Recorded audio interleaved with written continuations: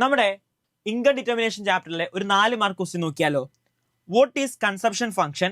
From the following equation of consumption function identify C bar and small letter C.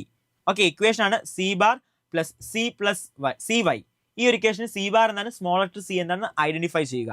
എന്താണ് consumption function എന്ന് പറഞ്ഞാൽ? The functional relationship between consumption and national income is known as consumption function. ഇൻകവും ഒരു എക്കണോമിയിലെ ഇൻകവും അതുപോലെ തന്നെ കൺസപ്ഷനും തമ്മിലുള്ള relationship ആണ് കൺസപ്ഷൻ ഫംഗ്ഷനിൽ പറയുന്നത്. It was introduced by John Maynard Keynes and represent the willingness of household to purchase goods and service at a given income level during a given period of time.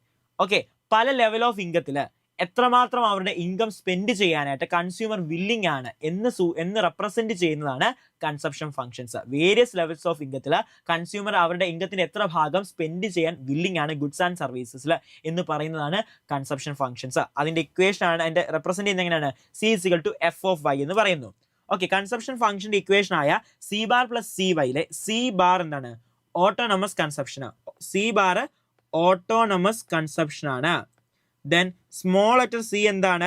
Small letter C എന്ന് പറഞ്ഞു കഴിഞ്ഞാൽ MPC ആണ്, marginal propensity to consume ആണ്. Okay, ഇത് എപ്പോഴും ചോദിക്കുന്ന question ആണ്, പഠിച്ചിട്ട് പോവുക.